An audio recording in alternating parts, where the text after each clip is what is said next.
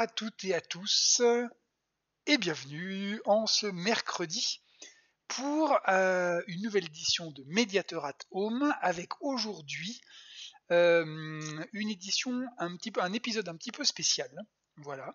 On avait envie de vous parler toujours d'astronomie, toujours du ciel, toujours de l'espace, mais de manière un petit peu différente. Ce nouveau format, on va le tester aujourd'hui. Si ça vous plaît, on va pouvoir vous le proposer. L'idée, donc, à partir de maintenant, le mercredi, c'est que 3 mercredis par mois seront animés par Camille, avec les traditionnels mercredis ludiques. Donc on va se servir de jeux, de quiz, de jeux vidéo, etc. pour parler de l'astronomie. Et un mercredi sur 4, donc un mercredi par mois, ce sera moi qui reviendrai pour un JT d'astronomie, un JT des sciences, un JT du ciel. L'idée, c'est de parler des dernières news scientifiques, des dernières découvertes qui viennent de sortir, des choses un petit peu chaudes dans le domaine de la recherche en astronomie, faire le point sur l'actualité vraiment brûlante dans le domaine du spatial et de l'astro. Et puis du coup, tous les mois, eh bien, ce que je vous propose, c'est de prendre a priori trois news et d'en discuter ensemble pendant 1 heure. Voilà, donc c'est le principe, c'est ce qu'on va faire aujourd'hui, ce qu'on va démarrer, ce qu'on va essayer de faire. Après, l'objectif, bien sûr, ça va être de voir si ça tient, si 3 c'est trop, c'est pas assez. Donc on fait encore des tests. On va essayer de pas trop perdre de temps parce que j'ai beaucoup de choses à vous raconter aujourd'hui. Un petit bonjour à tous ceux qui viennent d'arriver. Donc bonjour à Général Lee, à INS, Clepsydre, Superdame, Framini, Noblecourt, Max Astro, bien sûr, Camo Bucket, Tienou, Polo, et c'est déjà pas mal. Voilà. Alors justement, Max, tu nous signales, et tu as tout à fait raison, qu'en ce moment, il y a une conférence de presse sur les dernières nouvelles de Mars et du rover Persévérance. Et justement, cette conférence de presse, elle a commencé il y a 1 heure, par d'abord une partie française, et ensuite là on est sur la partie anglaise. Alors juste encore tout à l'heure, là j'étais en train de vous prendre des toutes dernières news, parce que ça va être l'un des trois sujets d'aujourd'hui. Ce que je vous propose, donc, premier sujet, on va faire un petit résumé de tout ce qui s'est passé sur Mars depuis que Persévérance est arrivé le 18 février dernier. Voilà, ça sera le premier sujet. Ensuite, deuxième sujet, on va aller un petit peu plus loin et je vais vous parler d'une découverte récente sur la composition d'un astéroïde.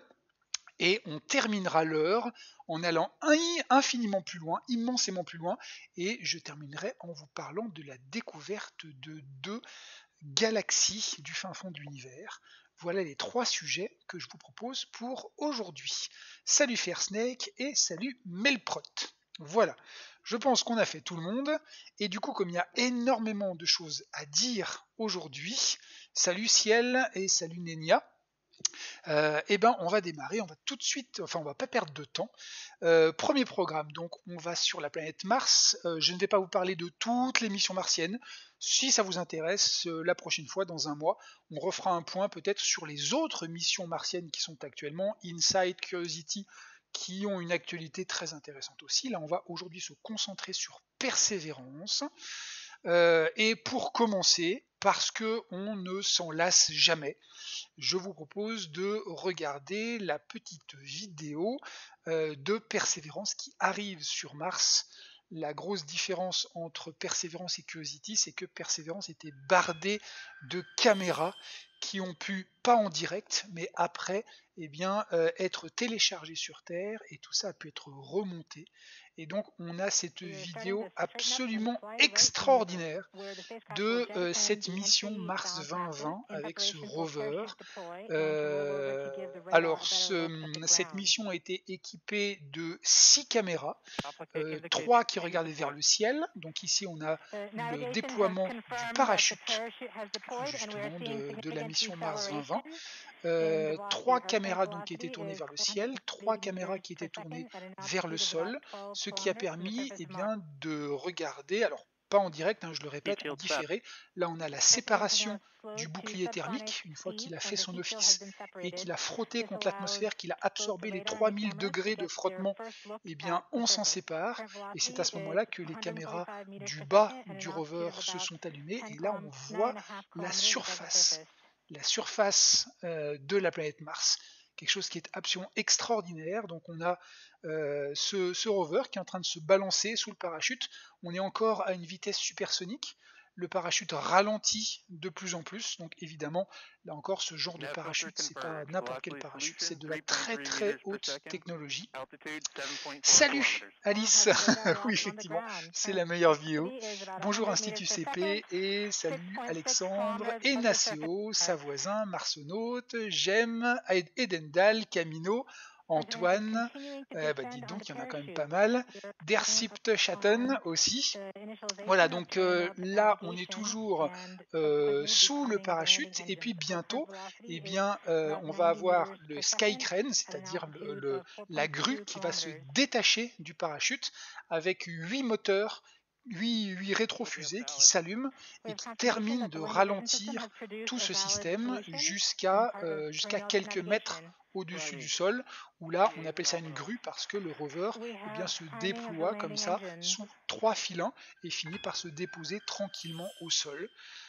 C'est absolument fou, la résolution de l'image est dingue. Là ça y est, le Sky Crane vient de se séparer du parachute, les rétropropulseurs se sont allumés, les 8 moteurs fonctionnent, et donc là on a aussi à l'intérieur une intelligence artificielle autonome qui a déjà dans sa mémoire le site et les endroits qui ont été notés comme dangereux ou pas dangereux, et donc on a une intelligence artificielle autonome qui va choisir elle-même en fonction des cartes qu'elle possède où le rover va atterrir pour que tout ça se passe en toute sécurité. Ensuite, le Sky Crane s'arrête et là, le rover se déploie, il descend. Donc on a 3 filins et un câble informatique qui maintient encore le rover avec le Sky Crane. Donc en haut à gauche, on a la grue, en bas on a le rover qui descend, et à quelques dizaines de centimètres par seconde, le rover finit par toucher le sol. Là, le Sky Crane coupe les câbles et s'en va pour aller s'écraser beaucoup plus loin, puisqu'on n'a plus besoin de lui. Ça y est, il s'en va et il va se poser beaucoup plus loin. Cette séquence est absolument folle, elle est complètement dingue. Ça me fait encore des frissons. J'adore cette séquence. Alors moi, on est plusieurs parmi vous certainement à l'avoir vécu en direct ce 18 février dernier, avec 12 minutes de retard, puisque le signal radio mettait 12 minutes. Alors on n'avait pas cette vidéo qui arrivait 12 minutes après, il a fallu attendre plus longtemps pour qu'elle soit téléchargée, mais on avait quand même des signaux, des petits pings qui nous disaient ça y est, chaque séquence fonctionne correctement petit à petit. Et quelques minutes après l'atterrissage, eh bien, la toute première image qui est arrivée, c'était effectivement celle-là. Generali me demande, tu l'as eu où cette vidéo? On la trouve sur YouTube, sur le site officiel de la NASA, sans aucun problème. Et effectivement, Alice, tu as raison, ces images sont absolument dingues. On ne s'en lasse jamais, je suis tout à fait d'accord, cette séquence est complètement dingue. Alors, je ne vais pas perdre de temps, ça c'est la première image qui est apparue, une petite image noir et blanc avec une caméra qui regardait sur le côté du rover, qui était encore protégée par son cache, et déjà ça annonçait du très très bon. Et puis très vite, eh bien, le rover a commencé à regarder autour de lui. Très rapidement aussi, on a téléchargé une mise à jour dans le logiciel de bord du rover pour pouvoir commencer à tout faire fonctionner correctement. L'observation de l'environnement proche du rover a immédiatement montré un certain nombre de choses fascinantes, ne serait-ce que ce petit caillou qu'on a là, ce petit caillou qui est sous la roue du rover. Alors cette roue, elle est un tout petit peu différente de la roue de Curiosity. On a des stries qui sont un petit peu différentes. La roue a été légèrement renforcée aussi. Et pour un géologue, rien que là, on a un caillou, mais on a un caillou avec des petits trous. Alors on se demande immédiatement, est-ce que c'est une roche volcanique? Est-ce que c'est autre chose? Comment est-ce que ce caillou est arrivé là? Quelle est sa composition? Enfin, les questions arrivent immédiatement. Justement, je vais parler de ce qui est arrivé maintenant. Euh, alors, qu'est-ce qui s'est passé juste après? Alors, au fur et à mesure que les images et que les vidéos ont été petit à petit téléchargées, en fait, toute la descente, tout ça n'a pas été téléchargé directement sur Terre. Ça a d'abord été téléchargé dans deux satellites qui orbitent autour de Mars, donc deux satellites artificiels évidemment. Donc on a MRO, Mars Reconnaissance Orbiter, et puis un autre qui est MAVEN. Ces données ont été d'abord téléchargées dans ces satellites, et ce sont ces satellites qui ont ensuite téléchargé tout ça sur Terre. Et petit à petit, une fois qu'on a eu toutes ces informations, on a pu reconstituer non seulement l'arrivée, mais l'environnement de ce rover, avec un certain nombre de choses plutôt intéressantes. Par exemple, je vous ai dit tout à l'heure que la grue qui était avec les rétrofusées, une fois qu'elle a posé le rover, eh bien, les câbles se sont arrachés et la grue est partie et s'est éloignée pour aller s'écraser un petit peu plus loin. Eh bien, une des images assez dingues qu'on a récupérées par la suite, eh bien, c'est cette espèce de panache blanc que vous avez là-bas à l'horizon et qui a priori est justement le crash de ce Skycrane, de cette grue qui est allée s'écraser un petit peu plus loin. On l'a vu aussi depuis l'orbite, je vais vous le montrer juste après.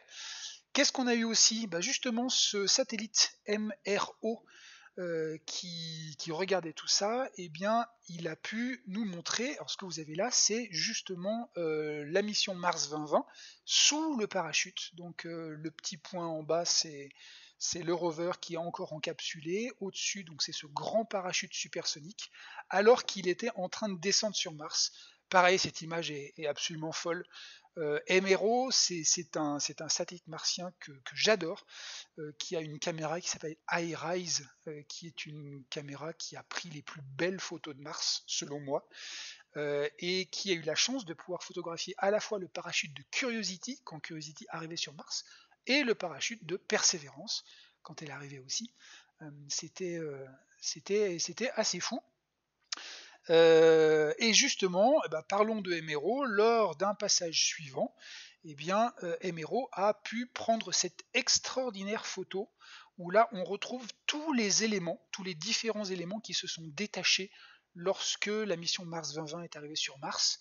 Donc tout à gauche, vous avez justement le parachute avec le petit élément arrière auquel était accroché la grue.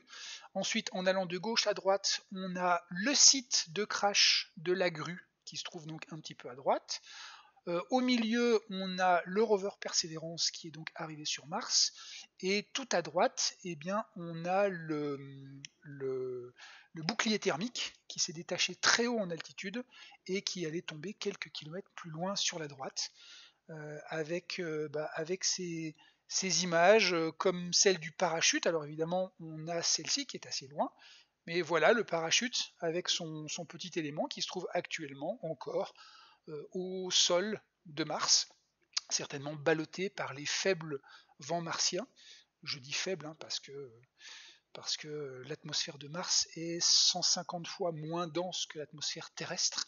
Donc même si les vents peuvent être rapides, la force que ces vents impliquent sur les objets est très faible parce que la densité de l'air martien est très faible. Et puis on a, alors c'est très très belle photo aussi, là encore de MRO toujours, du rover Perseverance qui est arrivé. Donc le rover c'est le petit point blanc, le petit trait blanc au milieu, et puis de chaque côté, au nord-est et au sud-ouest, on a ces deux traces blanchâtres de l'autre côté. Et bien ça, c'est le régolithe, le sable, la poussière martienne qui ont été soufflés par les rétrofusées avant que la grue ne redécolle pour aller s'écraser un petit peu plus loin. Est-il question de récupérer ces éléments me demande Polo. La réponse est non. Déchets, la réponse est non. Non, il n'est pas question de les récupérer pour la simple et bonne raison qu'on ne peut pas les récupérer et que jusqu'à présent, et je dis bien jusqu'à présent, tout ce qu'on a envoyé sur Mars n'a jamais pu repartir sur Mars. Si tu veux repartir sur Mars, il faut reconstruire une fusée in situ avec le carburant, avec une usine, etc. Et ça, c'est absolument pas possible. Donc on est déjà en général extrêmement content lorsque tout s'est passé de manière optimale. Et effectivement, on ne récupère pas ces éléments qui restent à la surface de Mars. Voilà. Depuis quand on ramasse nos déchets? On les ramasse autant que possible, aussi bien sur orbite terrestre que sur d'autres corps, mais sur Mars, c'est technologiquement impossible. Dire, il est impossible d'envoyer quelque chose. Enfin, si tu veux envoyer un ramasseur de déchets, ce ramasseur de déchets devra lui aussi descendre sur parachute, avoir un Skycrane, des rétrofusées, et donc tu vas rajouter des déchets en emmenant ton ramasseur de déchets, ce qui risque d'être problématique. Là encore, effectivement, techniquement, ce sont des déchets. Après, on parle de quelques kilos de métal dispersés sur une planète entière, une surface absolument gigantesque. En termes de dépôt de métal sur la planète Mars, faut savoir aussi que chaque année, vous avez des tonnes et des tonnes et des tonnes de météorites qui tombent elles aussi sur Mars, et une partie de ces météorites sont faites elles aussi de métal pur. En général, c'est du fer et du nickel, quasi pur, qui tombent sur Mars. Donc si tu considères que ces quelques centaines de kilos de métal sont des déchets, la question c'est quid de tous les astéroïdes, de toutes les météorites métalliques qui elles aussi tombent sur Mars? Est-ce qu'on considère que c'est des déchets ou pas? C'est une question qui est assez vaste, effectivement. Ils resteront là pour des millions, voire des milliards d'années. Alors, les atomes de ces déchets seront certainement là pour des milliards d'années, mais ton parachute, il va certainement pas rester intègre comme ça pendant des milliards d'années. A priori, avec les conditions qui règnent sur Mars, les conditions de température abominablement froides, les rayons cosmiques qui tombent en permanence, les ultraviolets, les rayonnements solaires, la surface de Mars qui est bourrée d'éléments chimiques extrêmement réactifs. Hein. Le sol de Mars est rempli de peroxyde, et pose un parachute sur du peroxyde, ton parachute va chimiquement, naturellement, très rapidement se décomposer. Alors je ne sais pas combien de temps est-ce que ça va durer, mais en tout cas, ton parachute lui-même, il ne restera pas des milliards d'années, il va se décomposer sous les conditions extrêmement hostiles de Mars, ça c'est sûr. C'est une planète morte, ça n'a aucune importance qu'on pollue la planète ou non. Alors je dirais pas non plus que ça n'a aucune importance, il ne faut pas aller dans l'extrême inverse, pour la simple et bonne raison, pour plusieurs raisons. D'abord parce que si on dit qu'on s'en fiche, dans ce cas ça veut dire que quand on emmènera des missions encore plus ambitieuses, si on continue à s'en ficher, on va continuer à balancer n'importe quoi sur Mars, c'est pas forcément quelque chose qu'on doit faire. Et puis quand on parle de pollution, alors pollution c'est un mot qui est très générique, il faut le définir, mais il y a une autre pollution à laquelle on fait extrêmement attention, c'est le fait que lorsqu'on envoie des rovers sur Mars, eh bien on essaie de faire attention qu'il y ait le moins possible de bactéries terrestres qui puissent s'accrocher au rover pendant 9 mois, résister aux conditions du vol spatial et arriver là-bas vivante. C'est pour ça que tous ces instruments sont désinfectés le plus drastiquement possible. Et cette pollution-là, on y fait extrêmement attention aussi, parce que l'objectif est évidemment, si on cherche de la vie sur Mars, de ne pas contaminer Mars avec des bactéries qui seraient d'origine terrestre. Donc tout ça, ce sont des programmes qui sont pris extrêmement au sérieux et qu'on suit beaucoup, bien évidemment. Pourquoi ne pas impacter les recherches scientifiques? Pour ne pas impacter les recherches scientifiques, tout à fait, ouais, exactement. Disons que là, en plus du métal, tu as aussi toute l'électronique et le RTG, mais on est d'accord que ça reste marginal. Voilà, exactement.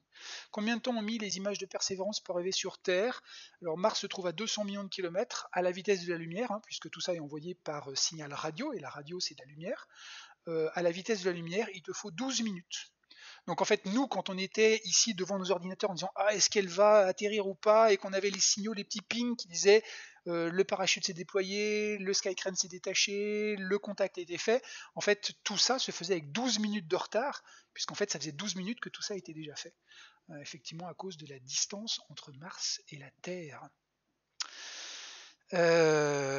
L'INS nous dit que la majeure partie de l'Antarctique est aussi un continent dit mort, et pourtant les règles sont très strictes pour garder l'endroit propre. Voilà. L'objectif c'est d'essayer de garder les endroits les plus propres possibles. Alors là encore, propre, il faut savoir de quoi on parle. Est-ce qu'on parle de métal? Est-ce qu'on parle d'électronique? Est-ce qu'on parle de produits chimiques? Est-ce qu'on parle de bactéries? Donc là encore, il y a beaucoup de définitions différentes, et en fonction des définitions, les réponses seront différentes.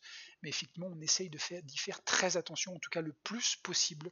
Ça, c'est absolument sûr. Combien de temps va-t-il pouvoir servir ce rover? À chaque fois, la NASA donne un temps d'utilisation. Ce temps-là est bien au-delà utilisé. Alors, ça va dépendre de plein de choses. Ça va dépendre de la dégradation progressive de ton rover. Mais ces rovers sont en général très résistants. Donc pour Curiosity par exemple, le temps de la mission nominale était d'une dizaine d'années, et puis quand au bout d'une dizaine d'années le rover est toujours aussi vaillant, ensuite on fait ce qu'on appelle des extensions de mission. C'est-à-dire qu'on va l'étendre pour 5 ans supérieurs, et puis ensuite après 5 ans, encore 5 ans, et tant que le rover fonctionne, on fait des extensions de mission. Le critère principal, c'est évidemment l'énergie, la quantité d'énergie qui est disponible. Sur ce genre de rover, il n'y a pas de panneau solaire. Pourquoi? Parce que premièrement, ton panneau solaire, lorsque c'est la nuit, c'est-à-dire la moitié du temps, tu peux pas te servir du rover, et l'autre moitié du temps, en plein jour, il y a de la poussière qui se dépose sur les panneaux solaires, ça réduit l'énergie disponible. Donc les rovers comme Perseverance sont équipés d'un RTG, c'est-à-dire d'un réacteur thermoélectrique à radioisotope. C'est-à-dire qu'à l'intérieur du rover, il y a 4 petits palets, gros comme ça, de plutonium. Et ce plutonium est naturellement radioactif, et cette radioactivité lui fait émettre de la chaleur sans avoir à le brancher sur une prise électrique. Et donc c'est cette chaleur naturelle émise par la radioactivité de ces petits palets de plutonium qui va être convertie en électricité. Et en théorie, un RTG peut fonctionner plusieurs dizaines d'années, 30, 40, 50 ans, avec une énergie qui décroît petit à petit au cours du temps. Donc le temps nominal c'est 10 ans, mais il pourra certainement fonctionner au moins 2 fois plus. Voilà. Contrairement à ExoMars 2022 qui a des panneaux solaires. C'est un choix, voilà, exactement. C'est un choix technologique, un choix financier, un choix scientifique, il y a pas mal de raisons. Je continue un petit peu. Alors, une autre vidéo que vous avez certainement pas vue, que j'ai trouvée il n'y a pas très longtemps et que je trouve extraordinaire. Regardez-moi ça. Ici, ce qu'on a, c'est le bouclier thermique, justement, lorsqu'il est en train de se cracher et de tomber à la surface de Mars. Donc c'est la vidéo du crash du bouclier thermique à la surface de Mars. Ça a été pris justement par les petites caméras du rover alors qu'il était encore sous le parachute en train de descendre sur Mars. L'analyse fine de ces images a permis de reconstituer ce petit moment qui évidemment est très important pour tous les ingénieurs qui vont analyser ça finement pour continuer à améliorer justement tous ces éléments du rover et de la mission d'ailleurs. On continue du coup avec d'autres éléments, hein. Je termine. Alors qu'est-ce qui s'est passé depuis petit à petit sur Mars? Alors il y a une chose, c'est une conférence qui s'est passée le 5 mars. Alors le 5 mars, c'était vendredi de la semaine dernière. Une conférence assez intéressante où on a eu des nouvelles encore fraîches du rover. Donc qu'est-ce qui s'est passé depuis? Alors depuis, la tête du rover s'est mise à la verticale. Voilà, ça c'est une première chose. Le bras du rover s'est déployé et donc on a commencé à faire des tests justement pour déployer le rover dans sa configuration finale et pour commencer à déplacer le rover à la surface de Mars. Donc là vous avez les premiers tours de roue de Persévérance. Voilà, ça c'est une première chose. Qu'est-ce qui a été fait encore? Nous avons, alors lorsque la tête du rover s'est mise droite, on parlera justement de ce qui se passe sur sa tête, mais sur le cou du rover, là il y a 2 petites barres qui se sont déployées, qui vont servir justement, alors ce sont ces 2 barres qui ont été entourées ici, et que l'on voit sur les images en haut et en bas. Ça, ce sont des éléments qui vont nous permettre de connaître la météo à la surface de Mars.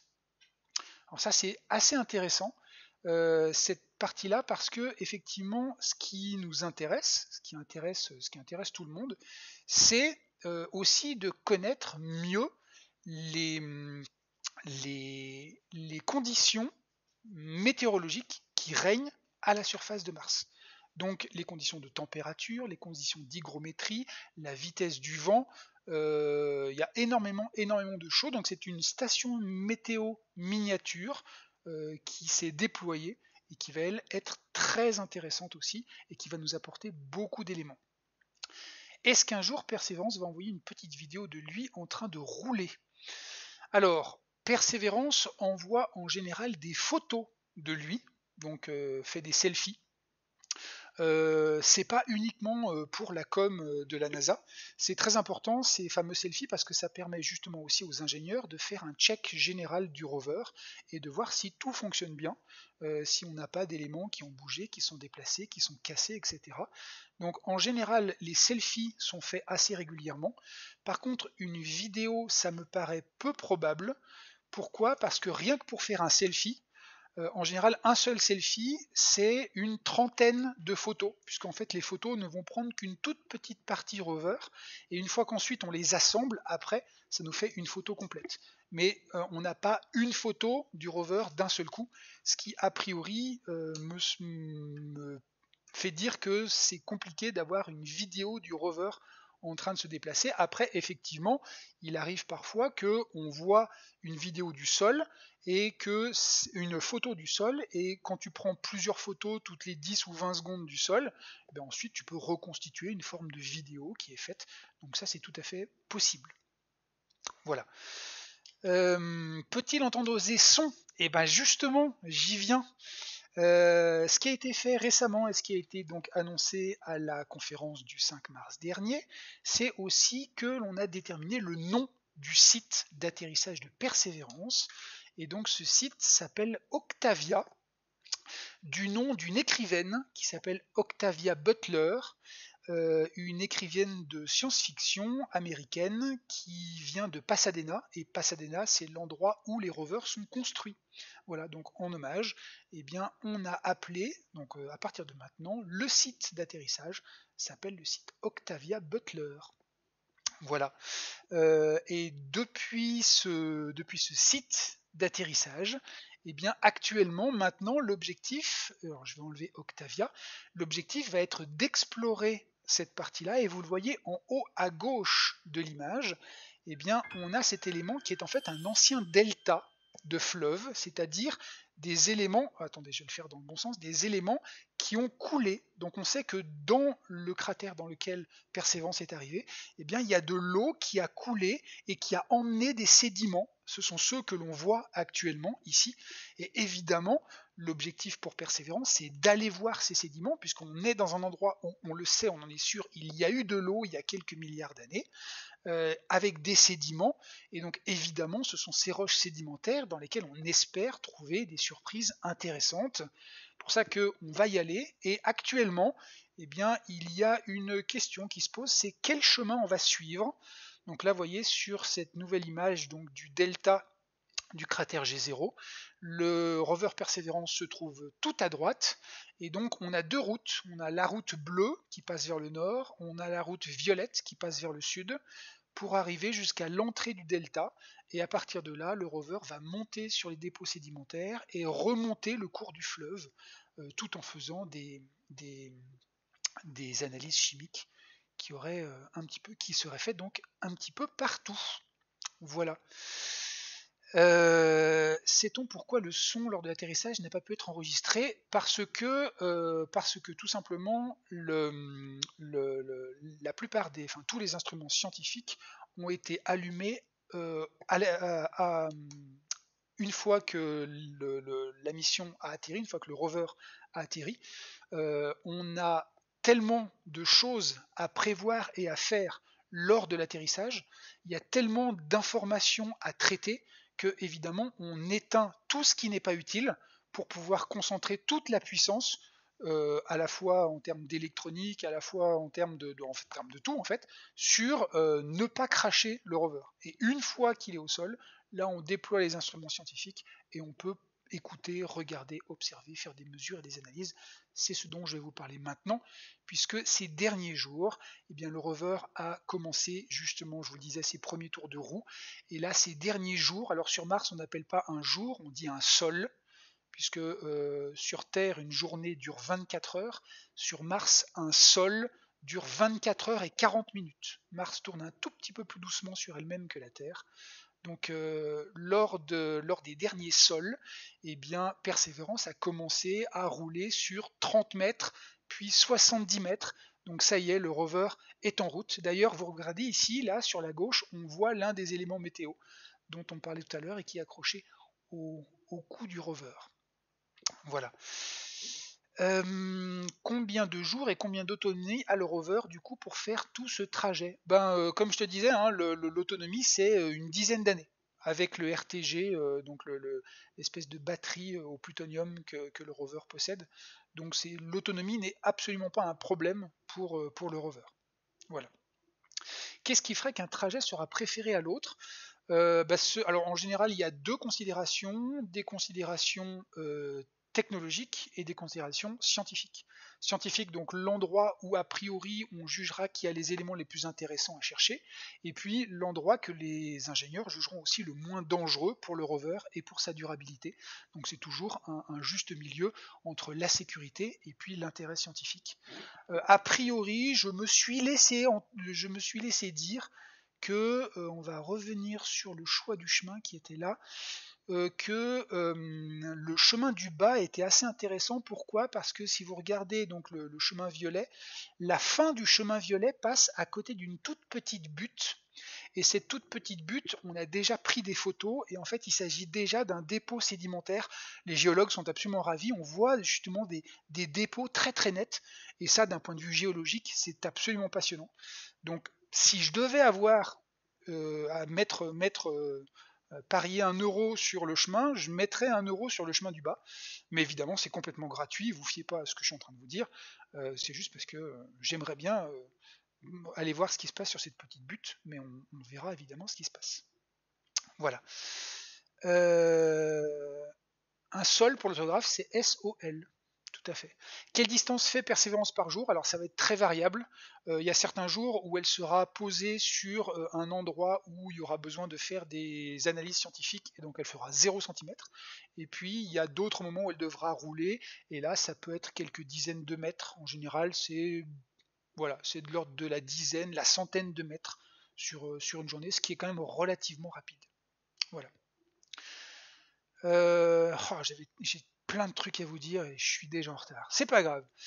Ces derniers jours, on a aussi vérifié que tout fonctionnait donc sur ce rover. Donc on a déployé le bras de Persévérance, puisqu'en fait les éléments scientifiques sont concentrés sur la tête du rover et au bout du bras du rover, avec aussi une partie qui est à l'intérieur du corps du rover, bien sûr. Donc là, l'objectif était de faire tourner cette fameuse tourelle qui est au bout du bras, où il y a des instruments qui s'appellent Sherlock, par exemple, qui vont aller forer le sol martien, récupérer des échantillons, analyser. Il y a aussi un microscope qui pourra regarder les roches de très très près. Donc l'objectif était de vérifier que le bras fonctionnait bien. Donc ça c'est ce qu'on a fait aussi il y a quelques jours. Et puis pour terminer, donc vous le voyez, ça c'est une image du rover complet. Donc on a le bras avec les éléments sur la droite. Et puis cette espèce de tête qui se trouve en haut, cette tête cubique, qui est principalement occupée par un ensemble d'éléments scientifiques qui s'appelle SuperCam. Alors ça c'est assez fascinant aussi. SuperCam permet d'étudier à distance la composition chimique, minéralogique, cristallographique des roches qui sont sur Mars. Et donc justement la conférence qu'on a eue tout à l'heure, alors si je vois Didier qui me demande les sources et les sites, je vais te donner ça dans 1 minute, t'en fais pas, j'ai tout prévu. Cette supercam est assez fascinante. S'il s'agit d'un télescope en fait embarqué, l'objectif c'est de tirer un laser sur les roches et de regarder l'émission lumineuse générée par ce tir laser et en fonction de la chimie de la roche, analyser cette lumière dans un spectrographe et dans plusieurs instruments d'ailleurs, et l'analyse de cette lumière donne la composition et la nature des roches. Et ça peut être fait à 7 mètres de distance. Donc c'est assez fou. C'est très très fort et c'était justement la conférence qui a été faite il y a 1 heure environ sur Supercam.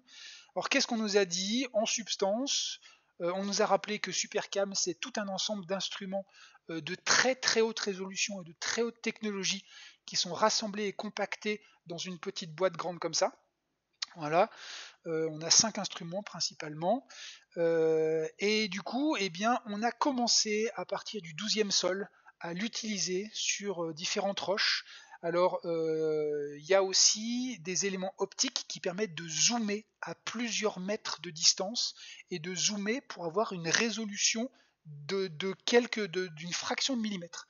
Avec Supercam, on peut à plusieurs mètres de distance distinguer la largeur d'un cheveu. C'est une résolution complètement dingue. Ici, vous avez une roche qui se trouve en bas et qui a été observée. Donc, on a deux champs ronds d'observation qui sont montrés vers le haut. Vous avez justement ce fameux zoom qui permet d'analyser à distance, de regarder vraiment comme une loupe, mais à plusieurs mètres de distance. C'est assez fou. Et puis, on a justement ce fameux laser qui a été tiré sur une de ces roches. Et là, on va enfin parler du son, puisque dans Supercam, il y a aussi un micro, le tout premier micro vraiment fait pour écouter Mars. Alors, écouter quoi? On écoute le vent, on écoute l'atmosphère, donc on analyse aussi l'atmosphère, sa turbulence, ses mouvements avec le son qu'elle produit. Donc, on a les premiers sons de Mars. Le tout premier son de Mars a été enregistré alors que la tête n'avait même pas encore été déployée. Ensuite, on a écouté le vent, et en fait, les petits pics que vous avez en bas, les petits pics en bleu, et bien ça, c'est le son du laser qui a été tiré sur les roches et qui a permis de vérifier justement que tout fonctionnait correctement. Peut-on voir les photos réunies sur un site? Je vais te le donner. Quelle est la couleur du ciel sur Mars? Alors, ça dépend à quel moment de la journée. En plein milieu de la journée, sur Mars, le ciel est plutôt rosâtre ou orangé. Ça, c'est surtout dû au fait que il y a de la poussière, et la poussière martienne, c'est une poussière qui est extrêmement fine, c'est fin comme du talc, tu vois, c'est très très fin, et cette poussière, eh bien, elle a ces teintes justement orangées, et toute cette poussière en suspension dans l'atmosphère donne en journée une teinte au ciel qui est plutôt orangée. Par contre, le soir, lorsque le soleil se couche, eh bien, les interactions optiques de la lumière du soleil dans la poussière et dans l'atmosphère martienne font que le ciel devient bleu. Donc c'est assez rigolo parce que du coup, sur Mars, c'est le contraire de sur Terre. Sur Terre, dans la journée, le ciel est bleu et le soir, le ciel devient rouge-orangé. Sur Mars, dans la journée, le ciel est rouge-orangé et le soir, quand le soleil se couche, eh bien, au crépuscule, le ciel devient bleu. Voilà. Alors, je ne peux pas vous faire écouter le laser parce que le temps que le live commence, j'ai pas eu le temps de récupérer les tic-tic du laser. Donc, c'était dans la conférence de presse qui est en train encore qui continue là actuellement. Donc malheureusement, là pour le coup, c'était vraiment trop juste. Je vous ai déjà chopé ces images de la conférence de presse, mais j'ai dû l'arrêter pour commencer le live. Voilà. Est-ce que cette poussière peut endommager Persévérance? Alors, il y a plusieurs problèmes avec la poussière martienne. Le premier, c'est que cette poussière qui est en suspension dans l'air, eh bien, à force de tourner dans l'air, les petits grains de poussière se cognent les uns aux autres, se frottent les uns aux autres. Et tu le sais, c'est un peu comme tes cheveux, hein, quand tu le frottes trop longtemps tes cheveux avec un bout de plastique, eh ben, tu vas créer de l'électricité statique. Eh ben, cette poussière, eh bien, elle est aussi chargée électrostatiquement, ce qui fait que lorsqu'elle se dépose, elle ne se contente pas de se déposer, mais elle colle. C'est-à-dire que la charge électrostatique la fait coller. C'est pour ça que même si on utilisait des panneaux solaires penchés, la poussière, elle collerait quand même dessus. Et cette poussière, comme elle est extrêmement fine, elle peut effectivement, avec le temps, pénétrer dans les roulements, dans les parties qui sont en mouvement. Et donc c'est effectivement un des dangers principaux dans le vieillissement des rovers. C'est effectivement la possibilité que la poussière finisse par endommager les parties mobiles de ce genre de mission. Ouais, tout à fait. Et on termine avec la dernière. Donc ça y est, ce laser a tiré sur les premières roches, et donc on a les premières analyses chimiques dans ce qu'on appelle des spectres, l'analyse de la lumière qui permet bien d'avoir la composition. Donc on sait que dans ces roches il y a du magnésium, du silicium, de l'aluminium, du calcium, etc. Voilà. Donc cette roche c'est un basalte. Et donc il y a plein de questions. Est-ce que ce basalte était là? Est-ce qu'il est arrivé poussé par l'eau? Donc plein de questions qui vont être résolues petit à petit. Voilà. Une autre petite chose avant que je vous donne le site sur lequel vous pouvez trouver ce genre d'éléments, c'est que les équipes qui ont conçu ce rover l'ont conçu évidemment pour la science, mais il y a plein de petits clins d'œil qui ont été rajoutés sur ce rover, des petites blagues entre guillemets des ingénieurs qui l'ont conçu et qui sont assez rigolotes que je voulais vous montrer et vous partager aussi. Parce qu'on a beau faire de la science, on n'a pas pour autant perdu son sens de l'humour. Alors on a ce qu'on appelle des Easter eggs en anglais, donc des surprises cachées. Il y en a quelques-unes sur le rover. La première, vous l'avez vu tout à l'heure, je vous ai montré la séquence de déploiement du parachute. Et très rapidement, on s'est demandé, mais pourquoi est-ce qu'il y a ces couleurs qui sont différentes là sur le parachute? Qu'est-ce que c'est cette histoire? Il n'y a aucune raison pour qu'on peigne le parachute en orange plus qu'en blanc. Et en fait, très rapidement, eh bien, des gens se sont aperçus que c'était un code et qu'en fait les couleurs, le blanc et le orange, ça représentait du code binaire, donc des 1 et des 0.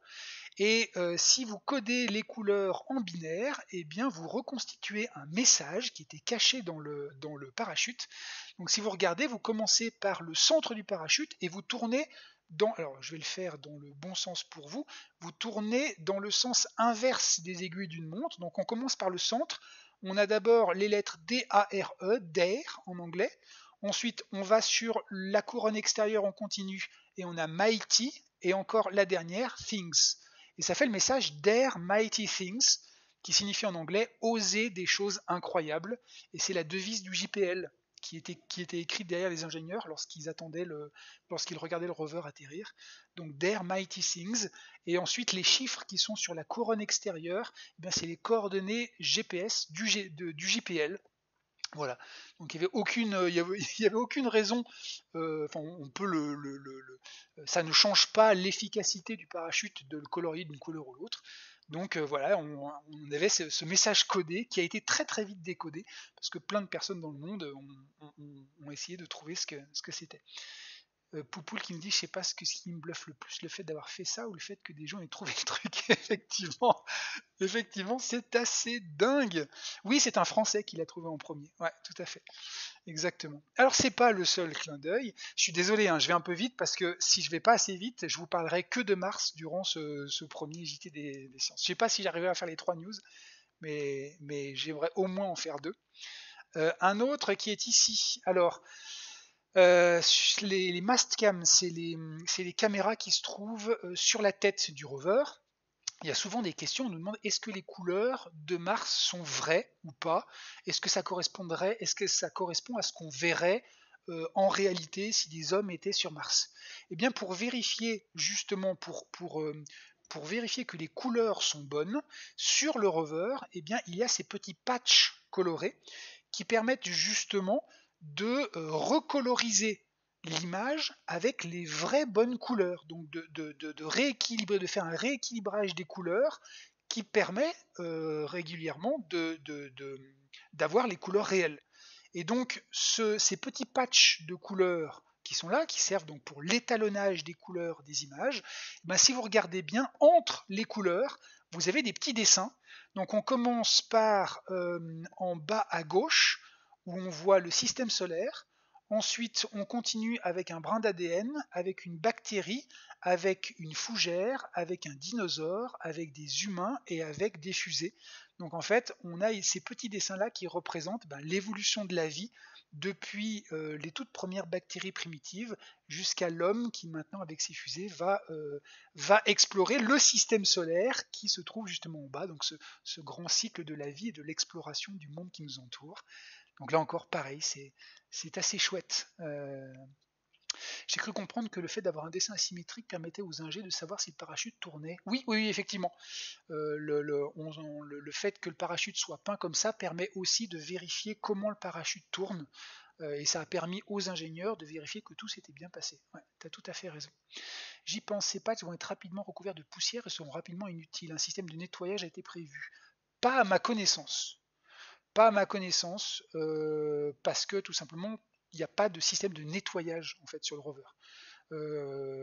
Parce que c'est extrêmement compliqué de créer un système de nettoyage, et si tu fais un système de nettoyage, eh ben c'est du poids et de l'énergie et de l'électricité qui est perdu pour le reste. Donc effectivement, on n'a pas de système de nettoyage. Je ne sais pas qu'est-ce qui va arriver lorsque de la poussière va commencer à tomber dessus. C'est une bonne question et je me renseignerai pour la prochaine fois, INS. Voilà. Un autre petit easter egg, ça c'est quelque chose, un dessin qui a été rajouté puisqu'en fait la fin de la construction du rover Perseverance a été fait contre vent et marée alors que la pandémie de la Covid-19 se répandait dans le monde. Et donc on a en hommage justement à toutes les personnes qui luttent contre cette pandémie, ce dessin d'un bâton d'Asclépios qui représente la médecine. Voilà. Et puis ce dernier là qui se trouve aussi sur le rover où on a une petite image de famille. Ça c'est assez chouette. Donc de gauche à droite, vous avez Sojourner, qui est le tout premier rover dans les années 90 à être arrivé sur Mars, tout premier rover télécommandé. Sojourner. Ensuite, on a Opportunity et Spirit et Opportunity. Ensuite, on a Curiosity. Ensuite, on a Perseverance. Et juste à côté de Perseverance, en l'air, vous avez le petit hélicoptère que Perseverance va lâcher dans les jours ou semaines qui viennent, qui s'appelle Ingenuity, qui sera le premier drone volant sur une autre planète. Voilà. Où se situent tous ces dessins? À différents endroits du rover. Alors je les ai pas tous en tête. Voilà. Le prochain rover c'est Johnny 5. Tu peux proposer ce nom-là à la NASA pour le nom de son prochain rover. Éventuellement, ça peut aller.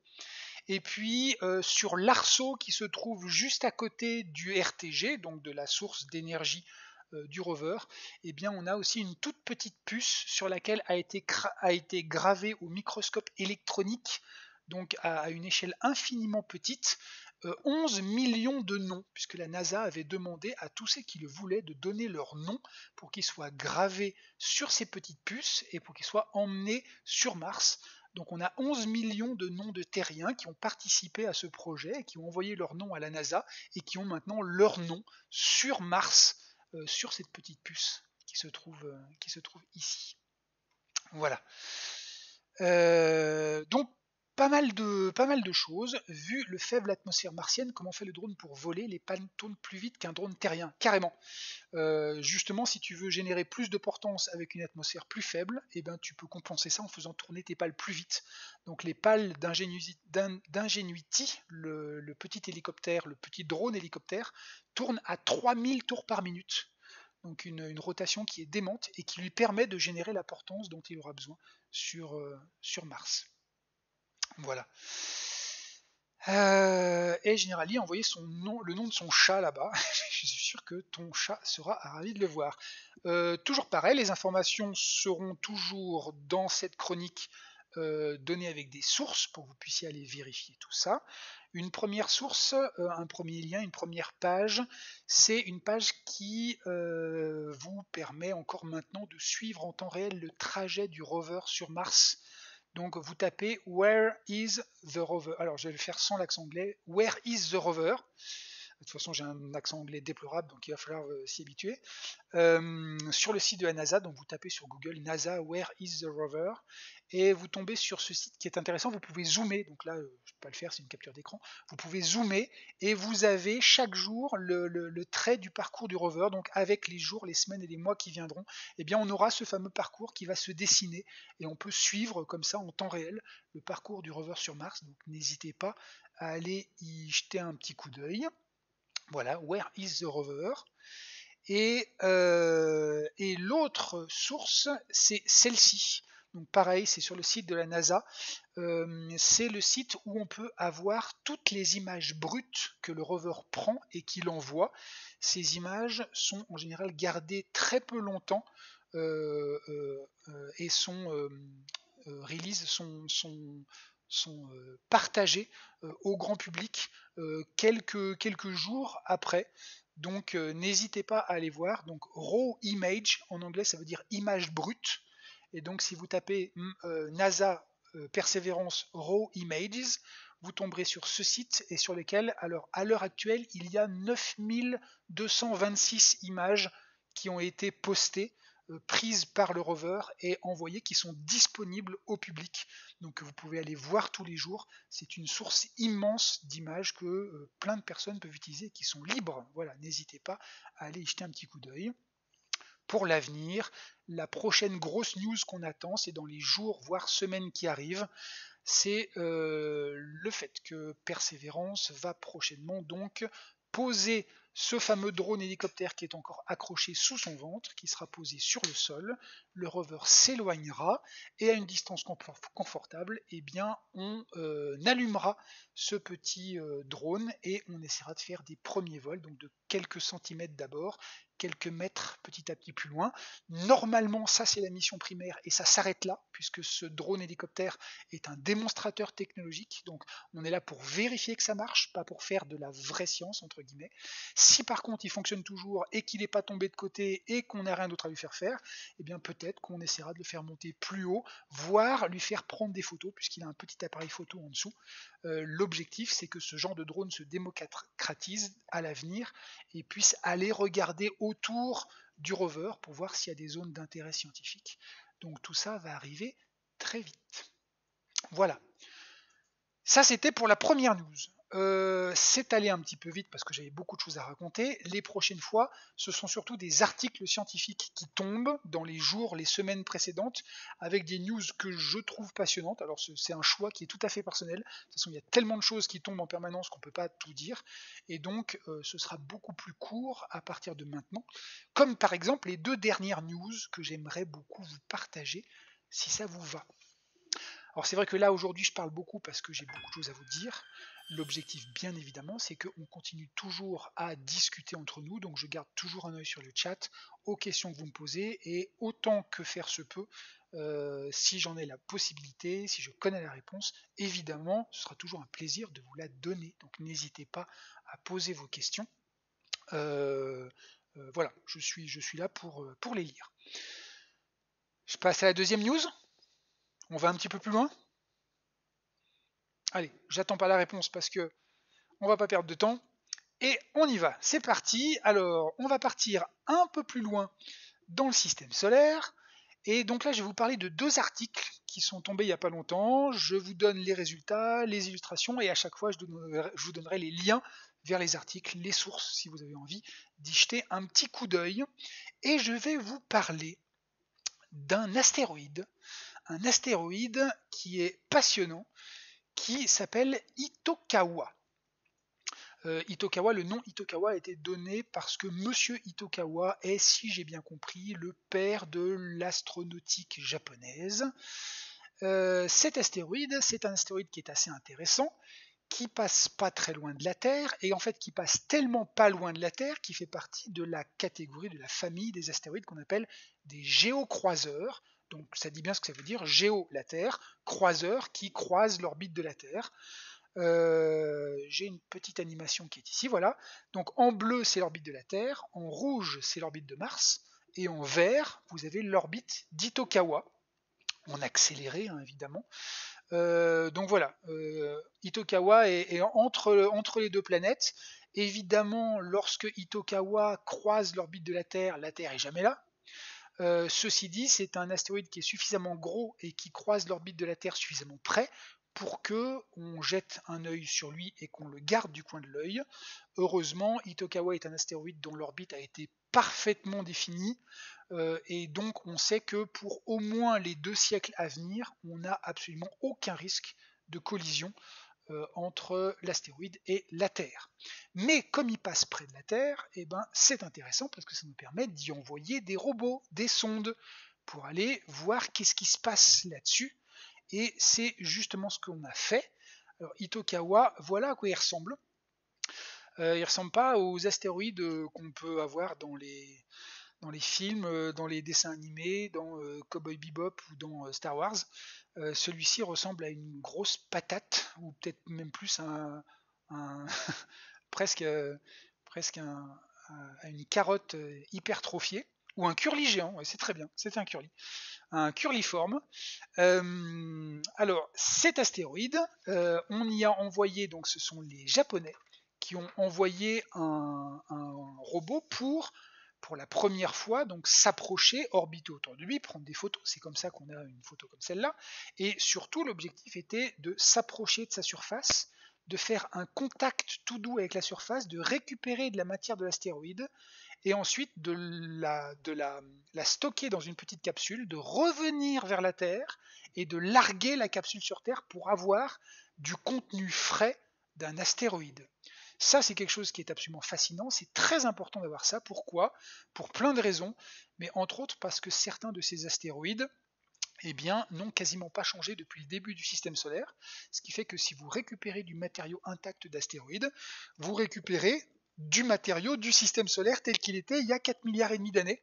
Et donc vous avez ici au congélateur du matériau primordial du système solaire qui vous permet de comprendre comment est-ce que les planètes se sont formées et éventuellement même comment est-ce que la vie a pu apparaître sur l'une de ces planètes. Donc on a des questions qui sont fondamentales et c'est pour ça qu'on va sur ces fossiles du système solaire. Alors c'est extraordinairement compliqué.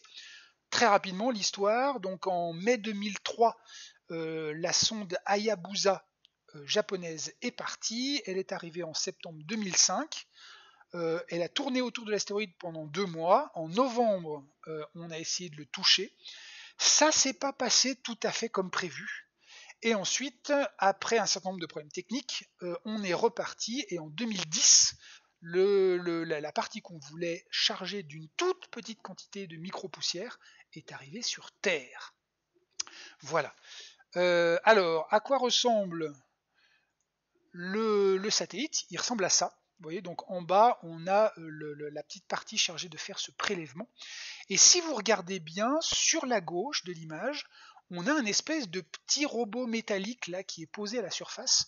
Alors ça, c'est ce qui était prévu initialement. Donc c'est un petit rover qui s'appelle Mascot. Ce petit rover, évidemment, on est sur un astéroïde. Donc la gravité d'un astéroïde, c'est quasiment zéro. On pèse rien sur un astéroïde. Il suffit de pousser l'astéroïde du doigt pour partir dans l'espace et plus jamais revenir. Donc il faut faire extrêmement attention. Ce petit cube là, il était censé tourner sur lui-même et faire des petits bonds pour analyser un peu la surface. Le souci, c'est que lorsque le satellite s'est approché de l'astéroïde, on a envoyé sur Terre le signal pour larguer le petit rover, le petit robot.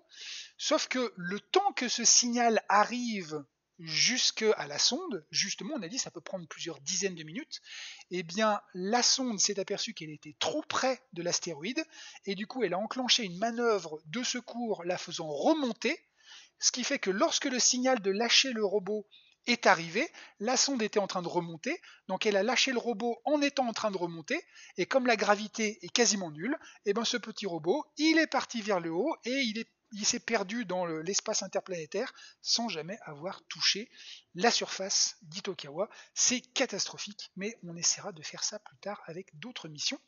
Ça n'empêche que dans cette mission, on a quand même, on a quand même réussi. Alors ça s'est mal passé, le contact n'a pas bien été fait, on a essayé 2 fois, on n'était même pas sûr qu'on avait récupéré quelque chose.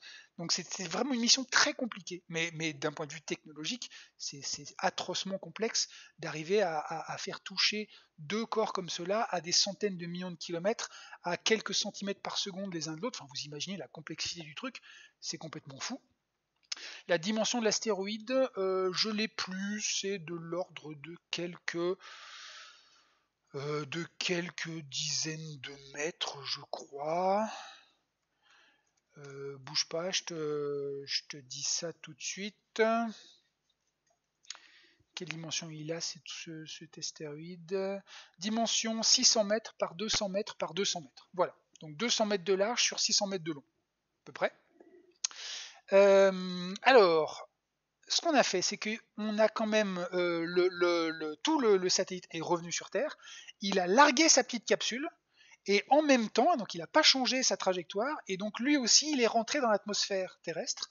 Donc là, on a une photo de la rentrée atmosphérique. Donc le satellite a été complètement détruit lors de la rentrée atmosphérique et la petite capsule, elle, était prévue pour résister au frottement de l'atmosphère, a atterri et cette petite capsule a été récupérée et on a récupéré quelques microgrammes de poussière.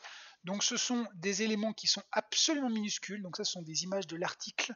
Justement, vous voyez à gauche, entouré d'un petit rond, ça c'est le petit fragment, ce petit fragment qui est vu au microscope à droite et qui fait 50 micromètres de large, c'est-à-dire 50 millionièmes de mètre.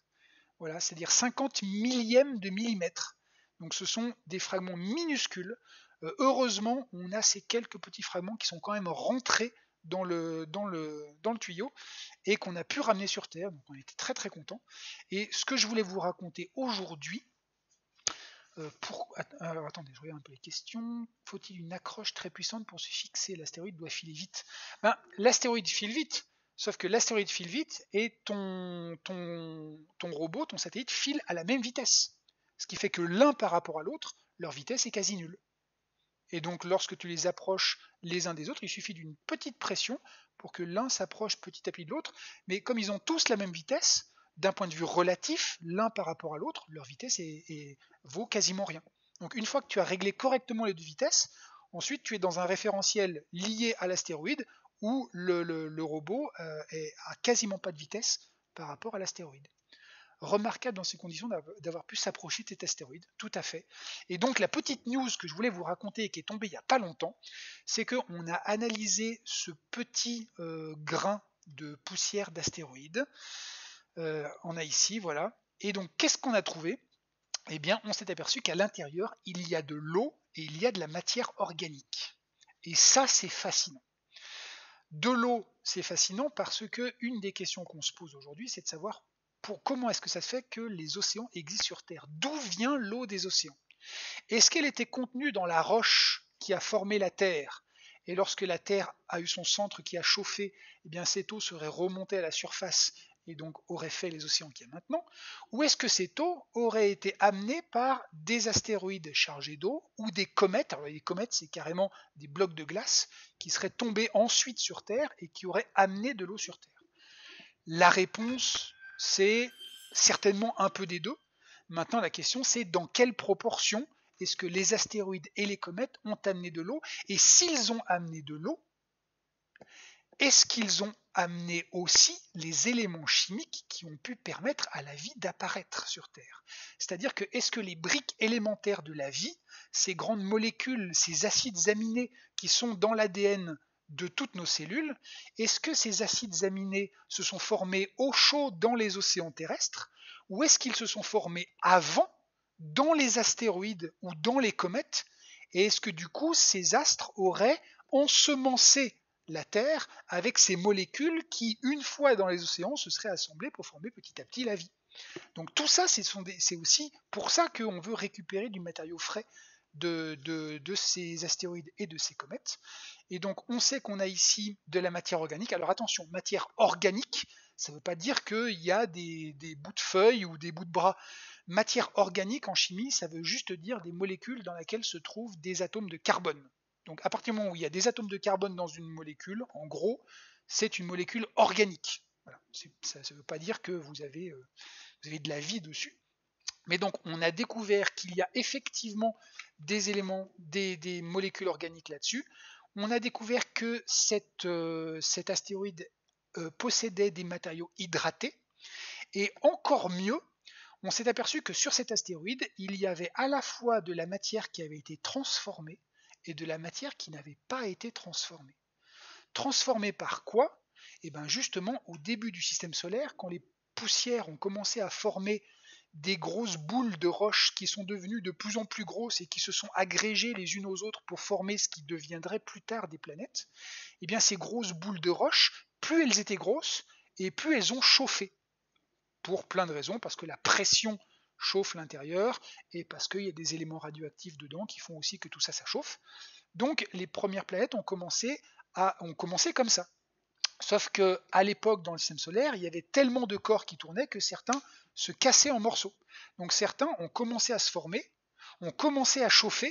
Donc évidemment, ce chauffage a changé la minéralogie de ces astres. Et ensuite, lorsqu'ils se tapaient les uns contre les autres, et ben ça envoyait des fragments. Et donc, à l'intérieur de cet astéroïde, on observe à la fois des éléments qui sont passés par des températures de 700-800 degrés, et d'autres éléments qui eux n'ont jamais été chauffés. Ce qui nous permet en plus de reconstituer l'histoire de cet astéroïde, qui a priori, oui, du métamorphisme, exactement, tout à fait.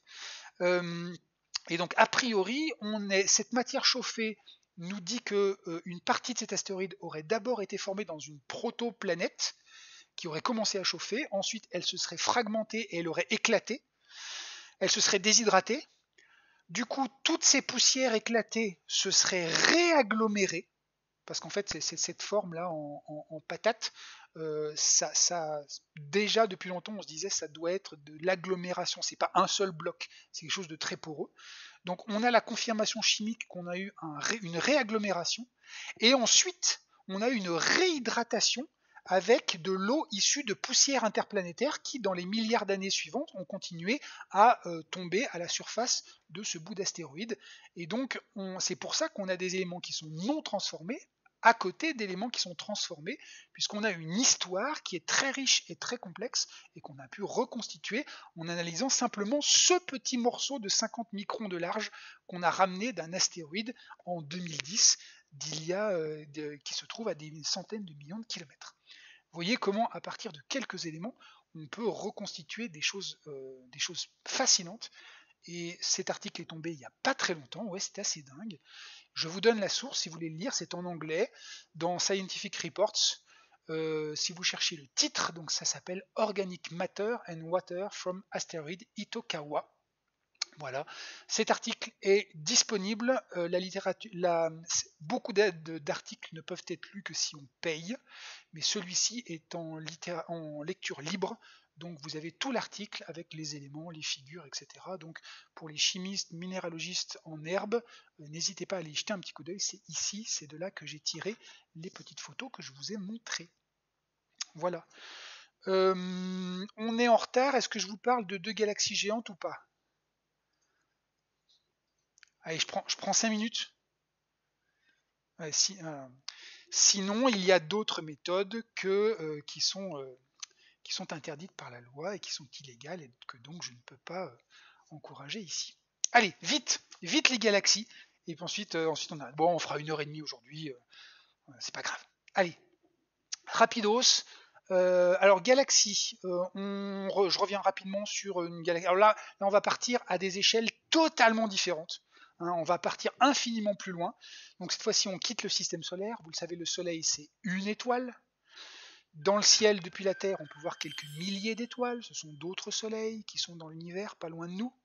Mais les milliers d'étoiles qu'on a dans le ciel, plus le Soleil, ça n'est qu'une toute petite partie d'un ensemble d'étoiles infiniment plus vaste que je suis en train de vous montrer ici, et qui est notre galaxie.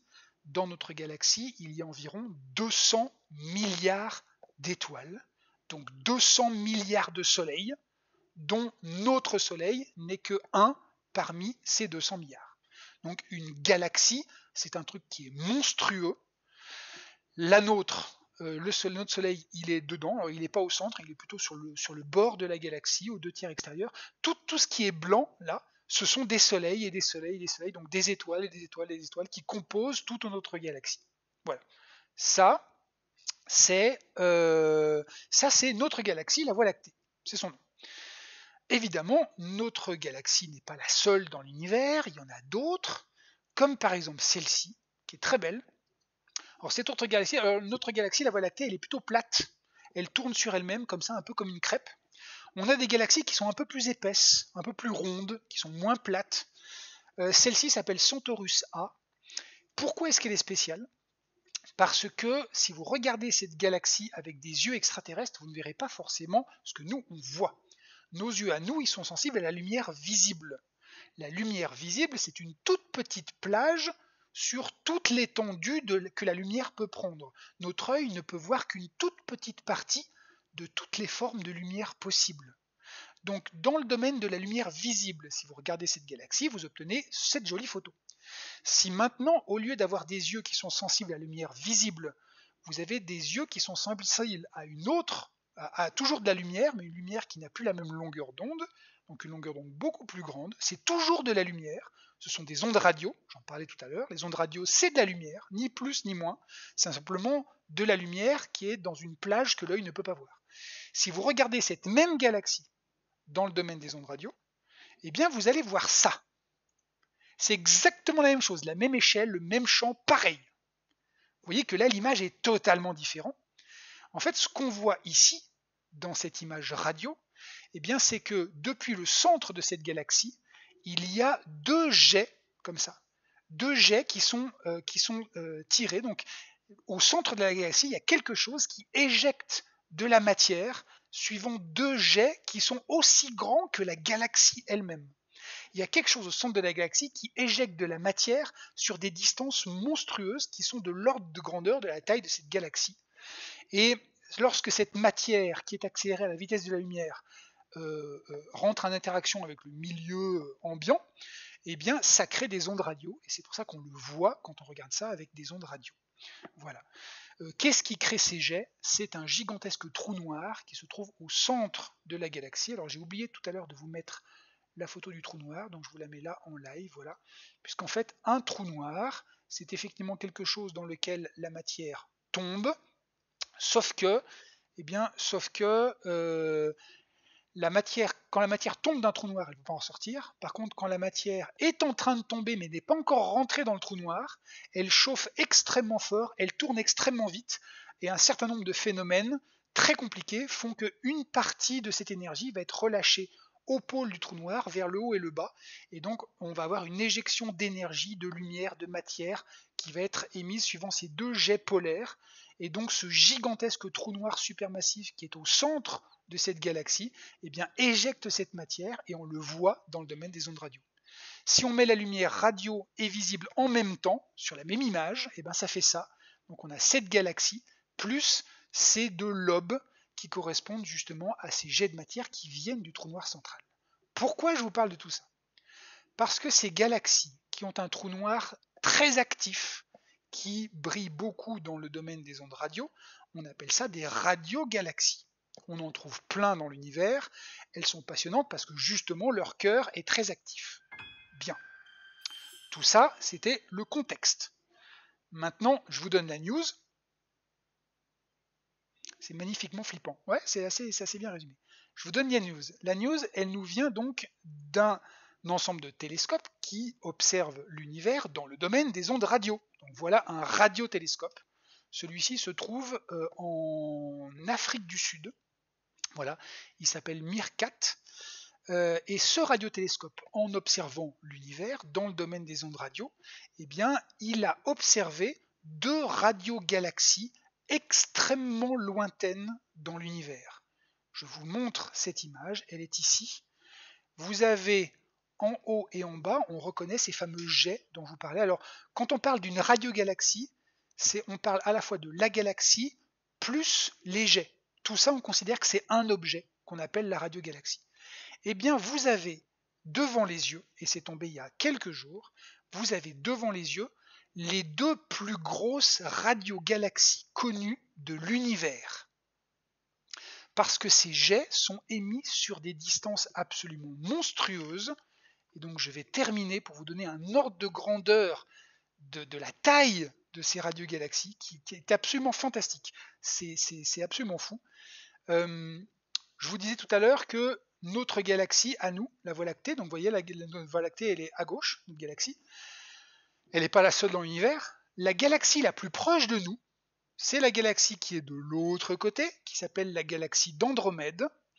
Et la distance entre ces deux galaxies, entre notre Voie lactée et la voisine la plus proche, qui est la galaxie d'Andromède, la distance entre les deux, c'est 2 millions d'années-lumière, 2 millions et demi d'années-lumière.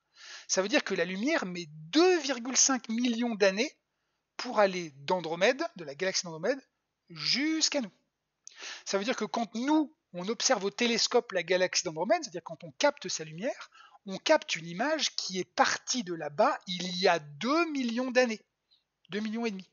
Ça veut dire que quand on regarde la galaxie d'Andromède, l'image que l'on a de cette galaxie, on voit cette galaxie telle qu'elle était il y a 2,5 millions d'années, lorsque notre ancêtre à tous, la petite Lucie, l'australopithèque de 1 mètre de haut couvert de poils, faisait ses premiers pas dans la savane africaine. Et c'est seulement maintenant qu'on la voit. Bien. Ça, c'est la distance entre notre Voie lactée, qui est là, et la galaxie d'Andromède. 2,5 millions d'années-lumière. Eh bien, figurez-vous que ces deux radiogalaxies dont je vous parlais, eh bien, elles ont une taille, pour la première, de 8 millions d'années-lumière, et pour l'autre de 6,7 millions d'années-lumière. On a donc deux radiogalaxies qui font 3 fois la taille, enfin 3 fois la distance entre la Voie lactée et la galaxie d'Andromède. Entre 3 et 4 fois la distance entre notre Voie lactée et la galaxie d'Andromède. Ces deux radiogalaxies sont monstrueuses, sont gigantesques, c'est les deux plus grosses jamais découvertes. Évidemment, elles sont certainement extrêmement vieilles, puisqu'il faut du temps pour que justement ces fameux jets de particules ultra-relativistes s'étendent sur une distance aussi grande. Et donc, c'est cette nouvelle qui est... Ah ouais, on est sur de la bonne galaxie, ouais. Et donc, c'est cette news que je trouvais assez fou, assez folle, et que je voulais vous partager juste avant de terminer pour aujourd'hui. Si vous cherchez des news sur cette jolie découverte qui a été faite donc par ce radiotélescope MIRCAT, je vous donne la source, elle est là. Le titre s'appelle Gigantic Galaxies Discovered with MERCAT Telescope, donc de gigantesques galaxies découvertes avec le télescope MERCAT. Comment interpréter les images? Dans quelle orientation seraient ces galaxies? Alors, en général, les deux jets que tu as sont des jets qui sont plus ou moins perpendiculaires au plan de la galaxie. Voilà. Après, alors tu peux chercher, regarder sur Google des photos de radiogalaxies, c'est passionnant. Il se passe toujours plein de trucs qui vont rendre la situation beaucoup plus compliquée. Déjà, tu peux avoir des galaxies qui vont se rentrer dedans les unes dans les autres, et donc du coup, la forme des jets va être complètement déformée par ça. Tu peux avoir le trou noir central qui oscille, comme ça, un peu comme une toupie. Et dans ce cas, le jet, au lieu d'être un vrai trait vertical, ça va te faire une spirale qui va partir vers le haut. Donc la forme des lobes radio des radiogalaxies est aussi un véritable domaine de recherche en soi qui donne quantité d'informations à la fois sur la galaxie mais aussi sur le trou noir supermassif qui est au centre, sur son activité, sur la quantité de matière qui tombe dedans, sur le mouvement du trou noir lui-même. Donc l'étude de ces lobes radio de radiogalaxies, je te dis, c'est vraiment un domaine entier, à part entière, dans lequel des scientifiques passent leur vie entière et dans lesquels on n'a encore pas tout résolu. Mais c'est un domaine qui est absolument passionnant. Du coup, notre galaxie n'est pas une radiogalaxie, en effet, parce que notre trou noir supermassif, qui est au centre de la Voie lactée, il est très calme parce qu'il n'y a pas de matière qui tombe dedans. Donc comme il n'y a pas de matière qui tombe dedans, bah, du coup, il n'y a pas de disque d'accrétion, il n'y a pas de jet de particules ultra-relativistes, et donc il y a juste le trou noir qui est là. Il y a une vingtaine d'étoiles qui tournent autour, comme ça, très très proches, qu'on observe, parce que c'est assez joli de les voir tourner autour du trou noir. Mais effectivement, ça n'en fait pas une radiogalaxie, c'est pas ce qu'on appelle une galaxie active. Voilà, c'est une autre galaxie, elle est très calme par rapport à ça. Merci Enal Days de donner le lien. Je vous le donne ici, mais merci de le donner aussi en écrit. J'ai 12 ans, comment je pourrais m'orienter vers le métier d'astrophysicien? Alors Maceo, je te signale que tous les lundis à 18h30 aussi, je reçois ici sur cette même chaîne à 18h30 des astrophysiciens et des astrophysiciennes qui viennent parler de leur domaine de recherche. Le programme s'appelle Astronomer at Home. C'est tous les lundis sur la chaîne Twitch du Planétarium. Et à chaque fois, eux nous expliquent comment est-ce qu'ils sont devenus astrophysiciens. Certains sont allés après. Alors, de toute façon, va jusqu'au bac. Et ensuite, après le bac, en gros, soit tu vas à l'université. Et ensuite, tu continues pour faire une thèse, un doctorat et de la recherche. Tu peux passer aussi par les écoles d'ingénieurs, donc Mathsup, Mathsp, les écoles d'ingé, et aussi faire devenir astrophysicien de ce côté-là. Voilà les deux grandes voies. Et si tu veux plus de détails, rejoins-nous le lundi et on en parle assez régulièrement. Et là, on se rend compte que nous sommes infiniment petits. Ça, c'est sûr, l'astronomie, c'est une extraordinaire école d'humilité. Je suis d'accord. Notre coin est très cool en fait, on a de la chance, le voisinage est sympa. Ouais, le voisinage est plutôt tranquille dans notre Voie lactée, c'est clair. Si on se rapproche du trou noir, est-ce qu'il y a de la radioactivité? Alors, non. Radioactivité, alors déjà il faudrait redéfinir ce que c'est radioactivité, mais en gros la radioactivité c'est des particules qui sont émises par de la roche, par des noyaux qui s'éclatent en morceaux. Effectivement, les particules qui sont émises par les éléments radioactifs sont les mêmes particules que celles que l'on peut détecter dans les jets des trous noirs. C'est des électrons, c'est des protons, donc ce sont des particules élémentaires, sauf que celles des trous noirs sont émises beaucoup plus rapidement, beaucoup plus vite, avec beaucoup plus d'énergie que celles que l'on peut avoir. Donc je ne te conseille pas, par contre, tu peux essayer de tourner autour d'un trou noir qui est calme, comme celui de notre galaxie, à condition d'arriver à faire les 26 000 années-lumière qui te permettent d'aller à côté.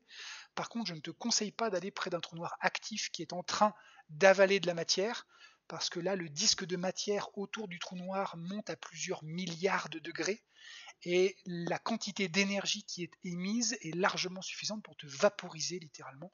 Donc si tu veux observer un trou noir, va plutôt près d'un trou noir calme, pas sur un trou noir d'une galaxie active, parce que là, tu ne tiendras certainement pas très longtemps. Voilà. Bien, et ben j'en ai terminé pour aujourd'hui. J'ai été un petit peu plus long que d'habitude. Les prochaines fois, ce sera plus court. J'espère que ça vous aura intéressé. Si vous voulez bien, on reproduira ce format le mercredi une fois tous les mois. Donc on se retrouve le mercredi dans 4 semaines. Les 3 prochaines semaines, c'est Camille qui jouera avec vous et qui continuera à vous apprendre des choses sur l'astronomie. Moi, je reste avec vous le lundi en recevant tous les scientifiques du programme Astronomer at Home. Voilà. Merci beaucoup à tous. C'est toujours un plaisir de discuter avec vous. Bonne soirée, bonne continuation. Rien ce vendredi, on fait une petite pause, on se retrouve lundi prochain. Et justement, on parlera de l'univers avec Agnès Ferté, on parlera de cosmologie lundi prochain. Voilà, bonne soirée à tous et à très bientôt. Et bonne soirée à toutes aussi. Bonne soirée à tous et à toutes. Au revoir.